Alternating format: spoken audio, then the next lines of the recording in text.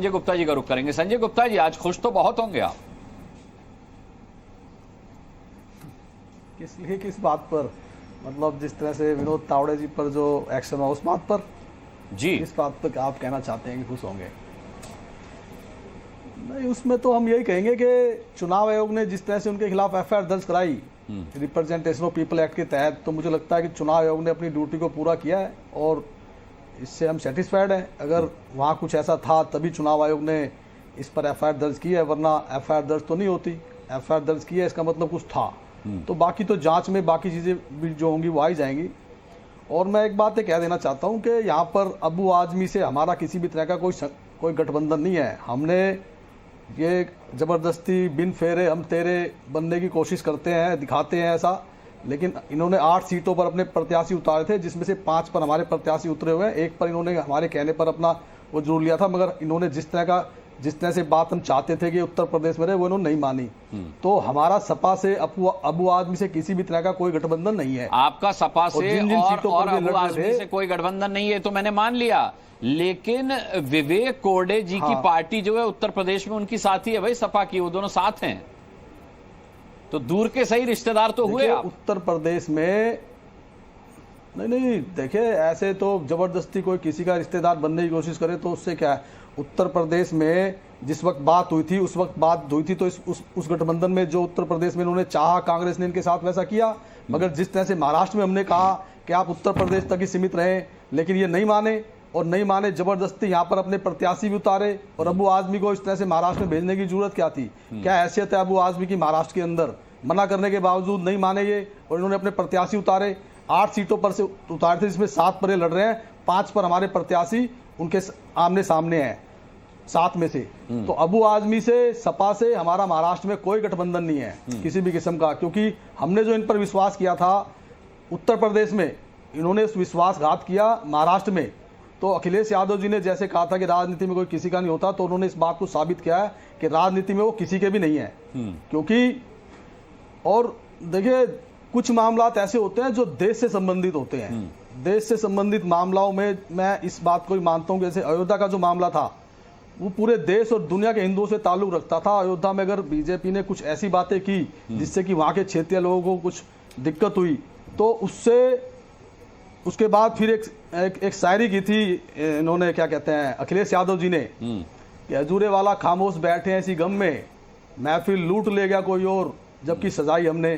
तो इस बात पर मैं अखिलेश यादव जी को कहना चाहता हूं कि कुछ मामला जो देश के होते हैं उसमें फैसले करने के बाद जो रिजल्ट आते हैं, उसमें ये कह रहा हूं कि हजूरे वाला आप विपक्ष की कुर्सी में बैठे हैं इसी गम में, पीएम की कुर्सी लूट ले गया कोई और, जबकि अयोध्या जीती तुमने। तो देश के मामलातों में क्षेत्रीय बात को हटा देना चाहिए और इस बात का मजाक नहीं उड़ाना चाहिए, क्योंकि वहां पर जो काम हुआ।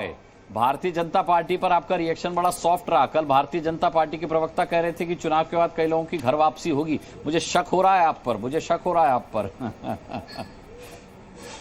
नहीं देखिए, हम शिवसेना में जो भी लोग हैं, जितने भी हैं, एक बात तो मैं आज आपको बोल देता हूं, हम सभी ये चाहते हैं कि शिवसेना एक और बीजेपी के साथ हो और प्रधानमंत्री नरेंद्र मोदी साहब के समर्थन में काम किया जाए। अब उद्धव जी नहीं मानते तो हम क्या करें? अब हम तो चाहते हैं कि वो माने और जो खटास है मन में वो निकालें। हम तो ये चाहते हैं, हमारी पार्टी के ज्यादातर लोग ये चाहते हैं। वापसी के संकेत, प्रेम शुक्ला, घर वापसी के संकेत। देखिए, हिंदुत्व पर तो शिवसेना के अधिकांश शिवसैनिक जो है उनकी प्रतिबद्धता पर कोई आशंका ही नहीं कर सकता। और आदरणीय संजय गुप्ता जी वही बात कर रहे हैं, हिंदुत्व पर शिवसैनिकों की प्रतिबद्धता प्रशंसनीय है, लेकिन उनके नेतृत्व की तरफ से कुछ, जैसे संजय जी कह रहे हैं, आदरणीय उद्धव जी के मन में कुछ चीजें हैं, मुझे लगता है कि वो भी कालांतर में निकल जाएंगी।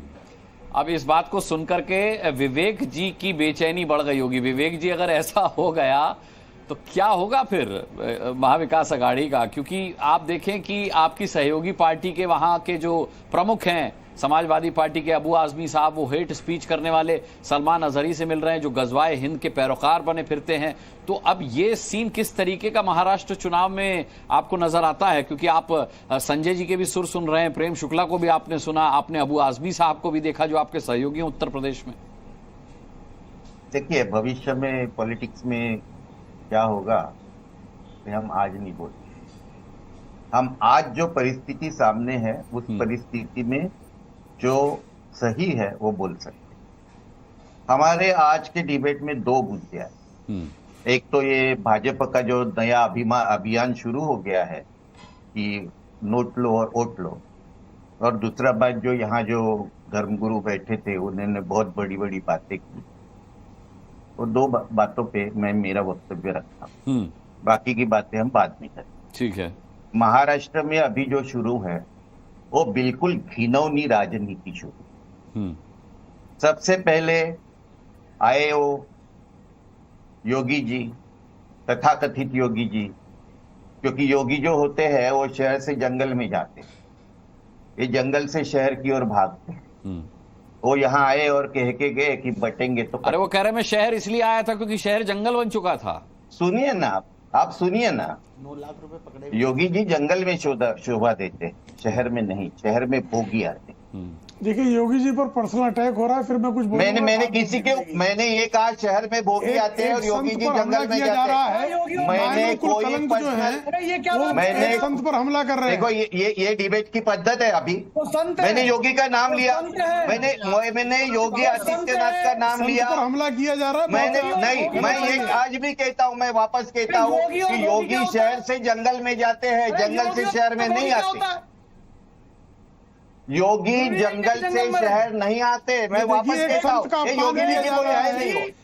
मुस्लिम लीग जो बन चुकी है कांग्रेस, देखिए ये ऐसे ही बात करते रहेंगे। मेरे मुद्दे मुझे रखने दो, इनको चुप करो, बाद में बोलने को बोलो, इनको जो बोलना है वो मुझे मालूम है। योगी जी का अपमान कर रहे हैं। आप शिव भक्त राहुल जी की पार्टी से आते हैं, इनको माफी मांगने के लिए कहिए योगी का अपमान कर रहे हैं। माफी बीफी नहीं मांगूंगा। मैंने ये कहा है कि योगी जी जंगल में रहते हैं, शहर में भाग के नहीं आते जंगल से।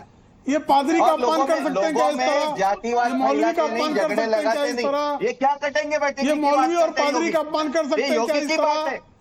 ये बदतमीजी कर रहा है ये कांग्रेस का प्रवक्ता। इसको शांत करिए, तो माफी मांगने के लिए ये योगी को अपमान कर रहा है। इटली वाली बाई का गुलाम जो है ये अपमान कर रहा है।